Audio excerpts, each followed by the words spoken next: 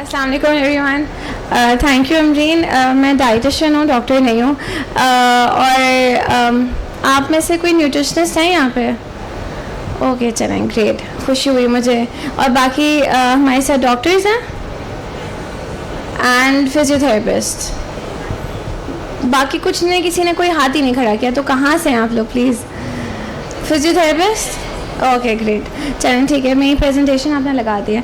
तो हम बात करेंगे न्यूट्रिशन इन एल्डरली, कि हम कैसे एल्डरली में अच्छी न्यूट्रिशन देकर हम उनकी एजिंग को बेहतर बना सकें।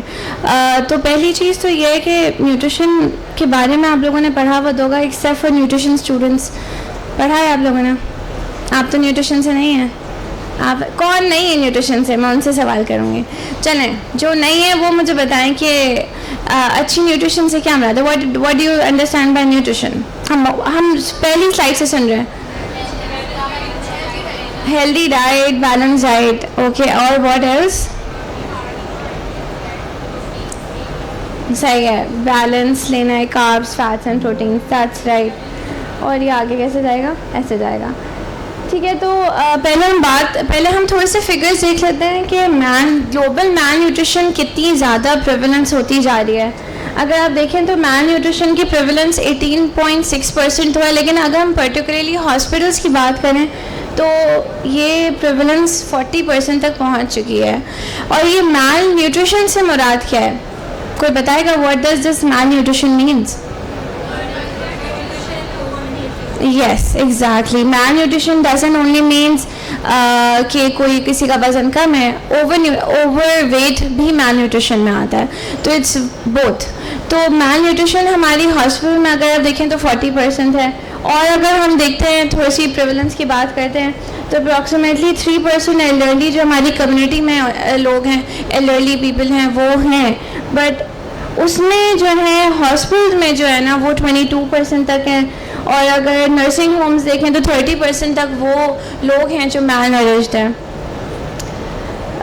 Additional figures suggest that overall prevalence of malnutrition is around 22%, with up to 50% of those जो rehab facilities में हैं malnourished, ठीक है। और अराउंड 67 वो हैं जो नर्सिंग होम में। ऑब्वियसली हमारे पास इतने ज़्यादा नर्सिंग होम नहीं है, ये बाहर का डाटा है, हमारे पास इतना अच्छा डाटा नहीं है। लेकिन मैं आपको एक बात बताऊं कि हमने अपने तब्बा हार्ट में एक छोटा सा सर्वे किया था फ़िल्टर ओपीडी में, कि हमारे पास जितने भी पेशेंट्स आते थे, ख़ास हमने कट ऑफ रखा था एल्डरली यानी 65 एंड अबव, हमने उन पर ये सर्वे किया और उसमें से बिलीव में अराउंड 60 to 80% वो थे जो malnourished थे। और malnourishment में वो अंडरवेट ज़्यादा थे पेशेंट्स।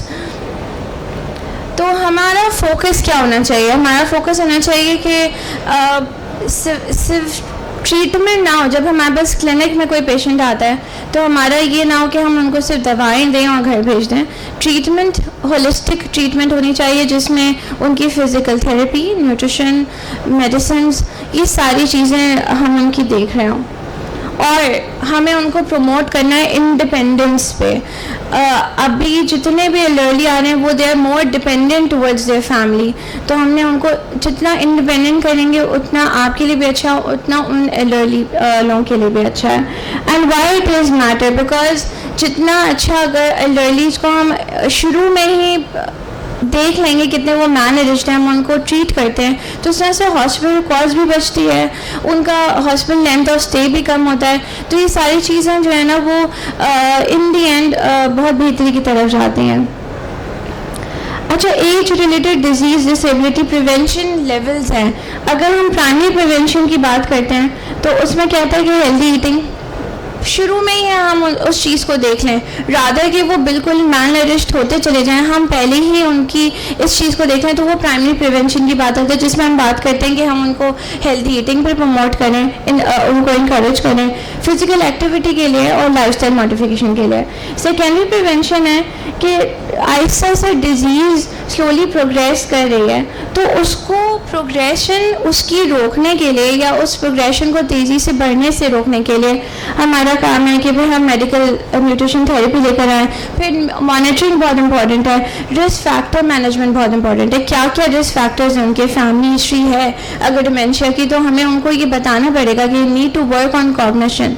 अगर वो देख रहे हैं कि फैमिली हिस्ट्री में सब जो हैं वो मैलनरिश्ड हैं या जो है वो लीन है, तो ये हमें उनको समझाना पड़ेगा कि आपको इस तरह से वर्क करना है अपने मसल मास पर। और फिर टर्शरी प्रिवेंशन आ जाती है, जिसमें manage establish disease, disability, reduce complication, जिसमें फिर हम जो है नेक्स्ट लेवल जाते हैं जब वो चूइंग डिसेबिलिटीज़ आ जाती हैं, स्वॉलिंग इश्यूज़ आ जाते हैं, तो उस पर भी हमें काम करना पड़ता है। फिर मॉडिफाइड टेक्सचर डाइट्स देनी पड़ती हैं। अच्छा, what are the physiological changes with aging जो हम न्यूट्रिशन से रिलेट कर सकते हैं? सबसे पहले तो डिक्रीज एपेटाइट है। जब हम भी किसी भी पेशेंट से मिलते हैं या एल्डरली से मिलते हैं, और यहाँ पे सिर्फ हम हॉस्पिटल मैनेजमेंट की बात नहीं कर रहे हैं, इवन आपके घर में भी बुजुर्ग हजरात होंगे, तो सबसे बड़ा मसला जब आता है कि भूख कम लगना शुरू हो गई है। क्यों कम हो रही है? एज है तो कम होगी? नो, हमें इसको टैग नहीं देना है कि अगर एज है तो डाइट भी कम होगी या एपेटाइट भी कम होगी। नहीं, ऐसा नहीं है। तो aging can be to reduce appetite and changes in taste and smell.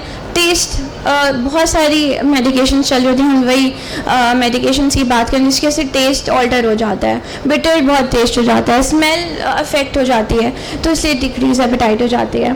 Changes in body composition, there is often a decrease in lean body mass and an increase in fat mass affecting energy requirements. Sarcopenia, जैसे कि sir ने जिक्र किया, sarcopenia सबको पता है क्या है? क्या है? Loss of muscle mass, exactly. और तो इस पे स्केलेटल मसल फंक्शन जो है वो लॉस हो रहा होता है, तो it is known to increase the risk of falls. Risk of falls की हम पहले से बात कर रहे हैं, तो sarcopenia is one of the leading cause of risk of fall. और क्या होता है? मेटाबॉलिक रेट डिक्लाइन हो रहा होता है। The basal metabolic rate tends to decrease with age leading to lower caloric needs. Nutrition absorption hindrance हो रही होती है। The efficiency of nutrient absorption में डिक्लाइन, स्पेशली जो कुछ वाइटामिन हैं, मिनरल्स हैं, विटामिन डी है, B12 है, कैल्शियम है, तो ये सारी चीज़ें, ये सारे फैक्टर्स हम अपनी क्लिनिक्स में ज़रूर देख रहे होते हैं। कभी भी पेशेंट आता है तो हम कहते हैं आपने अपना विटामिन डी लेवल्स चेक करवाएं। पता ही चलता है कि 5-5 साल 6-6 साल हो चुके हैं, विटामिन डी चेक ही नहीं होता, B12 का नहीं पता होता, कैल्शियम लेवल्स का पता नहीं होता। तो होलिस्टिक अप्रोच देखना ज़रूरी है। What else? डाइजेस्टिव चेंजेस बहुत ज़्यादा होते हैं, कॉन्स्टिपेशन बहुत हो जाती है, मोबिलिटी नहीं है इतनी, चलते फिरते नहीं है, बहुत ज़्यादा सेडेंट्री लाइफस्टाइल है, तो वो उसकी वजह से डाइजेशन में प्रॉब्लम हो रही है, भूख नहीं लग रही है, डिक्रीज एपेटाइट की वजह से कॉन्स्टिपेशन हो रही है। इनफैक्ट हमारे पास अक्सर पेशेंट कहते हैं कि हमने फलानी चीज़ खा ली थी तो उसकी वजह से कॉन्स्टिपेशन हो गई। जैसे अंडे के बारे में बहुत मशहूर है, अंडा कॉन्स्टिपेशन कर ही नहीं कर सकता। वाई? न्यूट्रिशन स्टूडेंट्स बताएं।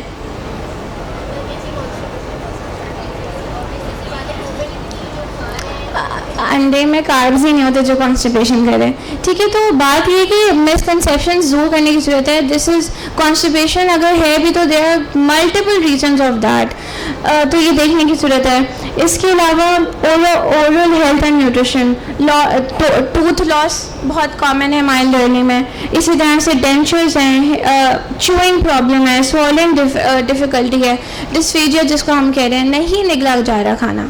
सबसे पहले अगर खाना नहीं निगला जा रहा तो क्या खाना में डाइट एडवाइस करते हैं? बताएं मुझे। सॉरी, सीरियल्स लिक्विड कर देना डायरेक्ट। जैसे कि मुझे कोई बताए ना, सॉफ्ट में क्या आता है? Oats, okay fine. और क्या आएगा? टेक्सचर मॉडिफिकेशन तो आपने बहुत बड़ा वो किया, लेकिन देंगे क्या? मुझे बताएं ना, आपके घर में, आपके घर में कोई एल्डरली है, उससे नहीं निकला जा रहा, तो क्या डाइट देंगे? खिचड़ी देंगे, हाँ, कीमा दे सकते हैं, एग्जैक्टली। देखें, जब सॉल्विंग डिफ़िकल्टी है तो डायरेक्ट हम बेचारे अपने बुज़ुर्गों को डायरेक्ट खिचड़ी पे ले आते हैं, ठीक है। तो हम अच्छी डाइट, मज़े की डाइट रखते हुए भी तो हम बहुत सारी चीज़ें एडवाइस कर सकते हैं। Why not haleem? कोई हलीम क्यों नहीं बोलता मुझे? क्यों नहीं बोलता हलीम? आपने बोला अच्छा ठीक है।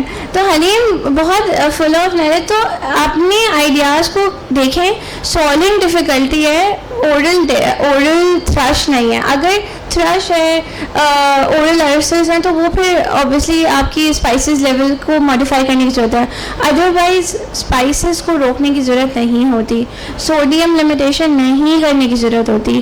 प्लीज़ ये सारे जितना अच्छा टेस्टी खाना होगा उतना वो इजीली खा सकेंगे। Aging is not lost youth but the new stage of to opportunity and strength. तो lifestyle changes with aging क्या है? मील पैटर्न्स बहुत ज़रूरी है देखना। स्किप करना शुरू जाते हैं, जैसे कि हम ये देख रहे हैं हमारी क्लिनिक्स में ज़्यादातर वही RN लेडी रात भर जागते हैं और दिन में देर से सो के उठते हैं, तो नाश्ता तो पूरा स्किप हो गया। तो जब मैं पूछती हूँ आपने नाश्ता किया, मैं नाश्ता खाना 7 होता है, अराउंड 1 बजे 2 बजे, फिर दोपहर का खाना स्किप हो जाता है, फिर रात का खाना होता है, और फिर कहते हैं कि हमें कमज़ोरी हो रही है। पूरा एक मील स्किप करने का मकसद है कि आपने अराउंड 300-400 कैलोरीज मिस कर दी।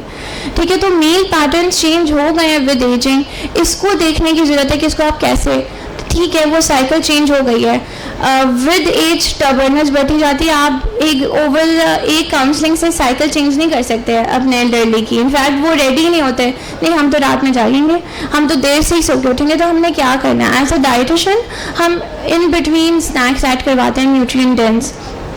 What else? Social eating. Sir ने सबसे पहले ये बात की थी डॉक्टर इरफान ने कि बीमार हैं, कमरे में ही ला के ट्रे दे रहे हैं।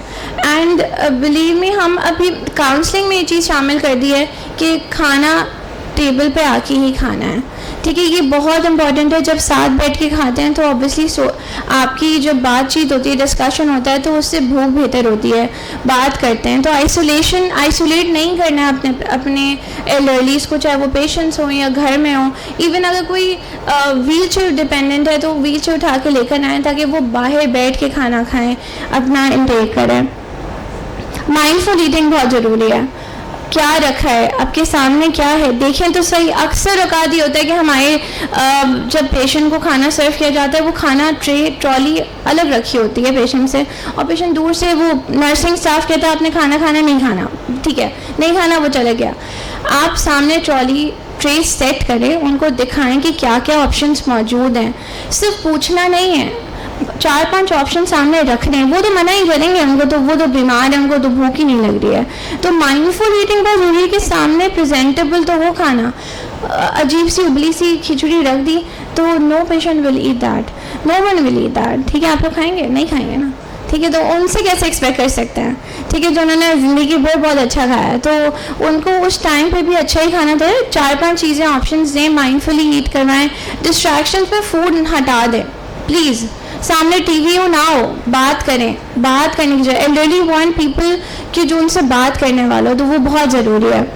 And then depression is very very common, जिसकी वजह से इंजॉयमेंट लूज़ कर जाते हैं। They don't enjoy food, they just वो सिर्फ एक पेट भरने के लिए खा रहे होते हैं कि हाँ बस इतना हो जाए कि गुजारा चल जाए। तो डिप्रेशन देखने की ज़रूरत है। अगेन डिप्रेसिव डिसऑर्डर है, तो ये हमारा काम है कि हम उनको कंसल्ट करें आगे, कि इसको दिखाएं आगे एक्सपर्टीज़ को। ओबेसिटी प्रिवलेंस है। जब मैं डेटा देख रही थी तो मुझे हैरानी हुई कि हमारे यहाँ एल्डरली में ओबेसिटी अच्छी खासी, because they are either bedridden और इमोबाइल, जिसकी वजह से जो है ना वो ओवरवेट ओबेसिटी की तरफ जा रहे हैं। उसका रिज़ल्ट क्या होता है? वो और ज़्यादा सेडेंटरी लाइफस्टाइल की तरफ चले जाते हैं। तो और इससे risk of heart disease, obviously diabetes, blood pressure बढ़ता है, डायबिटीज़ अनकंट्रोल होती है।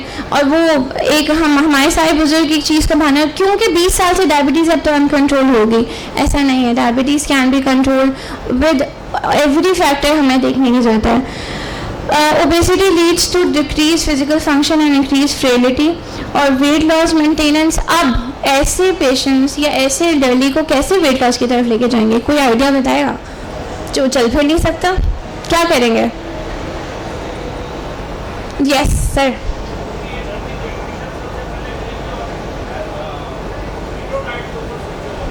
Okay, thank you so much for mentioning keto diet.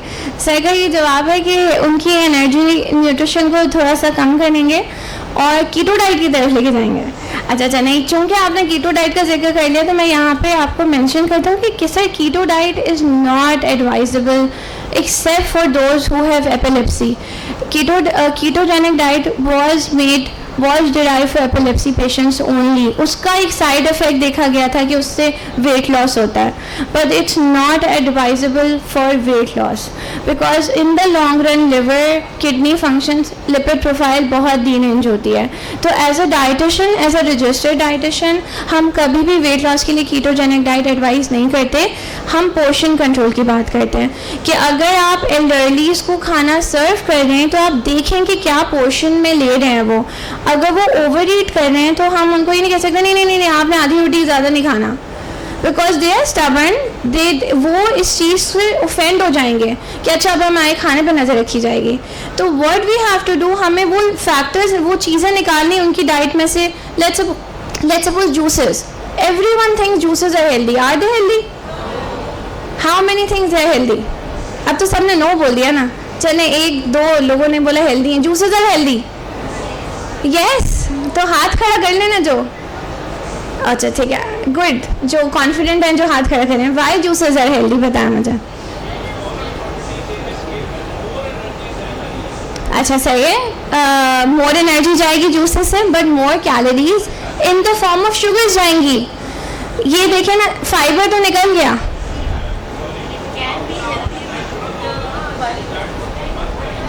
natural in the form of fruits itself. No. Say one apple has how many calories?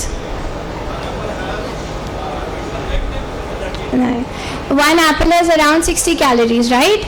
आप एक glass juice के लिए आपको 5 apples चाहिए, 60 into 5 कितनी कैलोरीज हुई? It's sugars.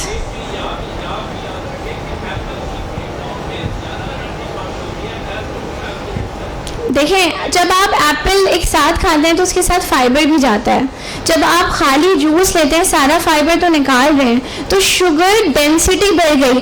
आपने अपने एल्डरली को प्रोटीन, कैलोरीज और फैट मिक्स करके देना है। Just I will answer in the end, लेकिन जस्ट शुगर्स थोड़ी देनी है। Juices have mostly calories from sugars. Juices को आप फ्रूट्स के फ्रक्टोज की फॉर्म में है ना उसमें शुगर्स, आप उसको ज़रा पढ़ें तो सही।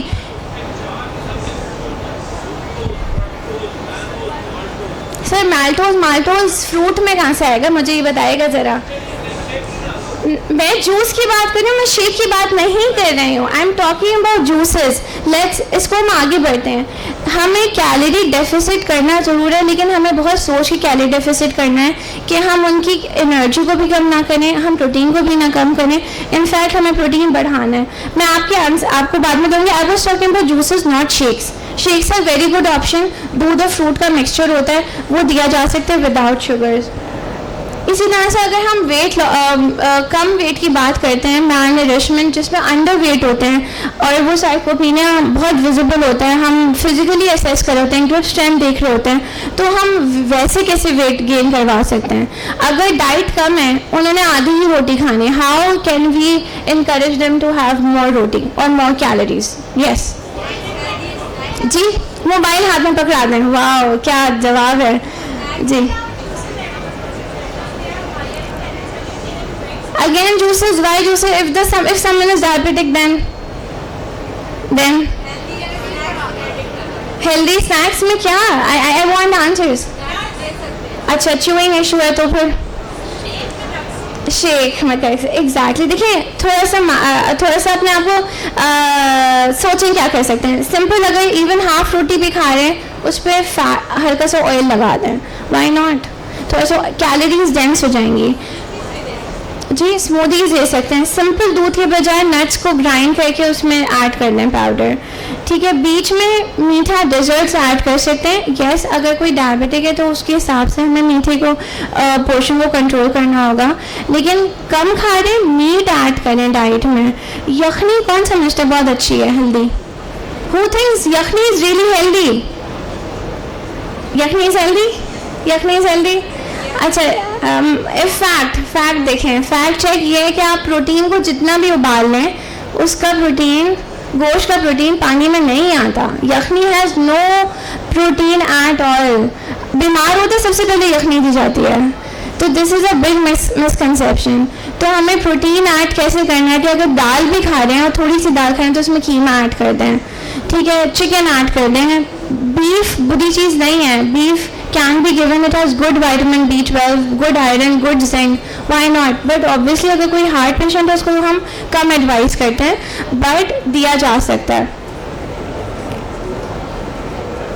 So increase protein and intake and caloric needs for those जो malnourished हैं, जो underweight है.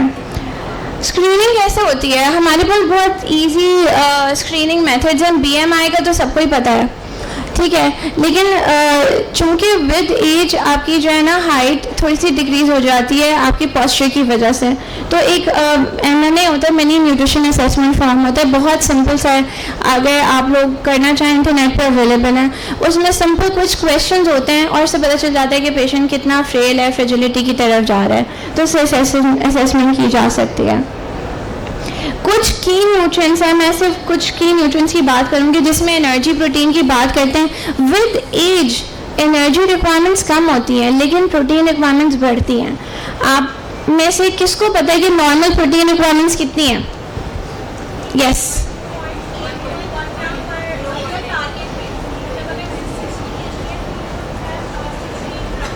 यस एग्जैक्टली 0.8 to 1 ग्राम पर kg बॉडी वेट है नॉर्मल हेल्दी एडल्ट के लिए. But for someone who is elderly उसका कितना प्रोटीन रिक्वायरमेंट होगा? कौन बताएगा मुझे? उसकी डिफरेंट है by the way. Anyone? It's from 1 to 1.2 for healthy body weight, ठीक है, और ये बढ़ भी सकता है अगर बहुत अंडर वेट हो, ठीक है. तो प्रोटीन रिक्वायरमेंट्स विद एज बढ़ती हैं और कैलोरी रिक्वायरमेंट्स कम होती हैं. जैसे calories 25 kilo calories body weight है फॉर हेल्दी एडल्ट, बट अगर कोई एल्डरली है तो उसकी 22 और 20 भी ली जाती हैं, ठीक है. तो कैलोरी रिक्वायरमेंट्स, प्रोटीन रिक्वायरमेंट्स बहुत ज़रूरी हैं देखना. और गुड क्वालिटी प्रोटीन की मैं बात कर रही हूँ. मीट, लेग्यूम्स, बीन्स, ये सब कहाँ से मिलता है, ठीक है, ये सारी चीज़ें ऐड करने की ज़रूरत है. इसके अलावा कार्बोहाइड्रेट्स, फाइबर की बात करें, fibre is really really important. जितनी भी स्टडीज़ आ रही हैं वो ज़्यादातर फाइबर इंक्रीज़ करने की बात करें for diabetes management, for hypertension, for dyslipidemia, for constipation. तो फाइबर प्लीज़ ऐड करें. और फाइबर के गुड सोर्सेज क्या हैं? Please anyone at the back. Yes, vegetables, whole grains, बिल्कुल सही है. वेजिटेबल्स कैसे ऐड कर सकते हैं? किसी ने कहा मुझे पसंद ही नहीं है, मैं खाता ही नहीं हूँ सब्जियाँ, क्या करेंगे फिर? बिल्कुल, रायते में भी डाल के दिया जा सकता है, लौकी का. यस सर, फिश दे दें. लेकिन अगर हमें वेजिटेबल्स खिलानी है ना फाइबर के लिए, क्या करेंगे? फिश तो प्रोटीन सोर्स है ना, इस बगोल का छिलका ऐड कर सकते हैं. लेकिन सिंपल से सिंपल भी अगर फाइबर हम ऐड करना चाह रहे हैं तो चक्की का आटा है. रोटी देखें हमारे यहाँ आप लोगों के कितने घरों में जो चक्की का आटा यूज़ होता है? ये तो मुझे बस 40% लगना, बाकी सब सफ़ेद आटा यूज़ करते हैं. हाथ खड़ा करने सफ़ेद आटा, कोई तो कुछ खरीद नहीं करे. क्या कौन सा आटा यूज़ होता है आप लोगों के यहाँ? बाहर से आती है रोटी. अच्छा चलें, ठीक है, सही है. तो exactly, seeds are really really good source of fibre. कि आप रोटी बना रहे हैं तो उसमें फ्लेक्स सीड्स ऐड. आपने अलसी के बीज का नाम सुना होगा, सुना? तुखमलंगा, अलसी के बीज, बेसिल सीड्स, चिया सीड्स, ये इनमें बहुत अच्छा फाइबर होता है. तो ये सारी चीज़ें ऐड की जा सकती हैं. उनके सिरहाने पानी की बॉटल रखिए, उसमें तुखमलंगा ऐड कर लें, सारे बुजुर्ग शौक से पी लेंगे. इस वजह से चिया सीड्स थोड़ी फैंसी टर्म है, दोनों भाई बहन हैं, लेकिन ये कि दोनों चीज़ें ऐड की जा सकती हैं. अलसी के बीज ऐड किए जा सकते हैं, सनफ्लावर सीड्स ऐड किए जा सकते हैं, ग्राइंड करके रख लें, इनके पाउडर्स में मिला दिया करें. तो ये सारे जो है ना good sources of fibre and protein as well. Vitamin and minerals में स्पेशली B12 को हम बहुत फोकस करते हैं डर्निंग, बिकॉज B12 डेफिशिएंसी होती है. हमारे डॉक्टर ज़रूर करवाते हैं टेस्ट. और B12 की बेस्ट जो है वो सोर्स क्या है? Red meat exactly. तो मटन बीफ ये दोनों इस्तेमाल कर सकते हैं। B12 के ऑब्वियसली इंजेक्शन सप्लीमेंटेशन भी आती है, लेकिन डाइट में हमें फ्रॉम मीट सोर्सेज से B12 मिलता है। इसके अलावा विटामिन D क्यों ज़रूरी है? और कितने लोगों में आप में से किस किस का विटामिन D हुआ हुआ है? ओह माय गॉड सर, देखें जस्ट 5-6 लोगों ने हाथ खड़ा किया, हुआ हुआ बस। एग्जैक्टली 90% क्यों है विटामिन D डेफिशिएंट?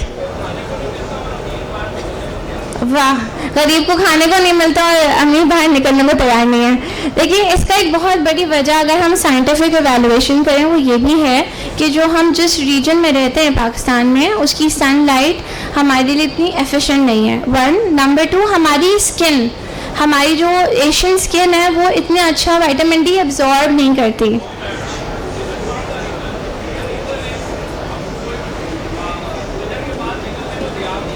सर आप जो है ना मैं एविडेंस बेस्ड बात कर रही हूँ, आप सर्च तो करें। एशियंस वो सुबह 10 बजे वाली होती है। जी बिल्कुल।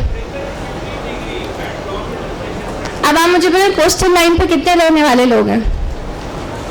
देखिए वो प्रैक्टिकल बात करें, क्यों majority of the people are deficient? ये 1/3 रीजन है इसकी डाइट में विटामिन D होता ही नहीं है, इज़ वेरी मिनिमल।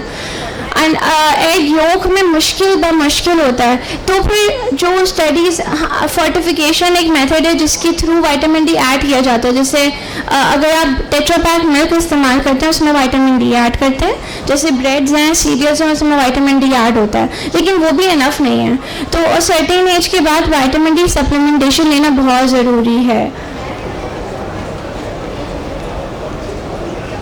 सोडियम, नमक, इस पर मैं ज़रूर बात करूँगी। अगर कोई आपके घर में किसी को, एल्डरली को, बुजुर्ग को हार्ट अटैक आता है, कोई बताएगा मुझे क्या डाइट देनी चाहिए? सबसे पहले 3 क्या रिकमेंडेशन होंगी? टेंशन नहीं देनी चाहिए, बहुत अच्छी बात है। डाइट फैट माइनस कर देना चाहिए। वाह ग्रेट, यही आंसर चाहिए मुझे। जी, ओनली सैचुरेटेड फैट अवॉइड करना चाहिए। अच्छा जी, कोई न्यूट्रिशन स्टूडेंट है यहाँ पे, वो क्या एडवाइस करेंगे? जी, पोटेशियम लेवल बढ़ाना चाहिए। अच्छा, और आप? मैंने एक क्वेश्चन किया था, अगर किसी को हार्ट अटैक आता है, हार्ट अटैक एंजियोप्लास्टी हो गई या बाईपास हो गया, डाइट क्या देंगे? Mediterranean diet, Pakistani. जी सही। अच्छा, इसको हम समराइज करते हैं, एक लाइन में बताती हूँ प्लीज़। हेल्दी बैलेंस डाइट का एक कॉन्सेप्ट है, उसको ना भूलें।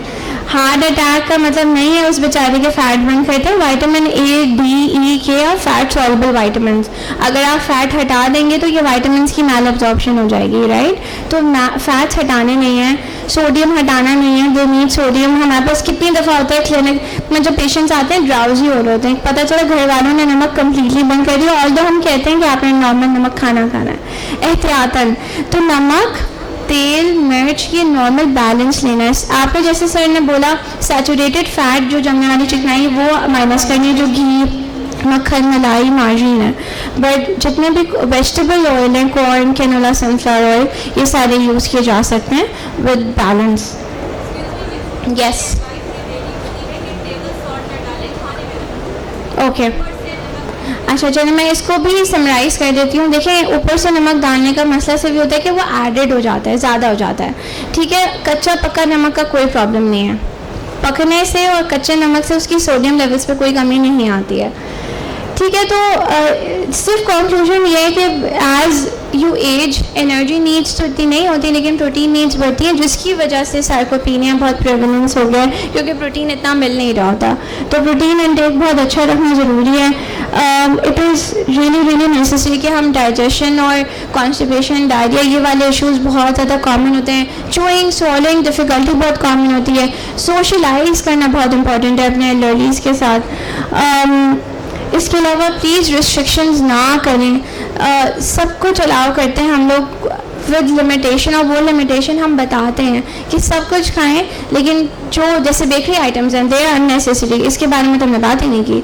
बिस्किट्स खिला रहे हैं खाना खाने की बजाय, सुबह नाश्ते में चाय पापा खा रहे होते हैं हमारे ज़्यादातर बुजुर्ग, ऐसा आपके घर में हो रहा है? पापी कौन खाता है? खाते हैं ना, आप लोग नहीं खाते? आपके बुजुर्ग तो खाते होंगे, खाते हैं ना, ठीक है। तो प्लीज़ ये अननेसेसरी जो है ना वो कार्ब्स हटाएं और नेसेसरी कार्ब्स ऐड करें। हाइड्रेशन बहुत इंपॉर्टेंट है, पानी पे तवज्जो ज़रूर दें, शेक्स लस्सी की फॉर्म में ज़रूर रखें। And physical activity and diet always go hand in hand along with medication, तो होलिस्टिक अप्रोच रखने की ज़रूरत है। So thank you so much for bearing with me.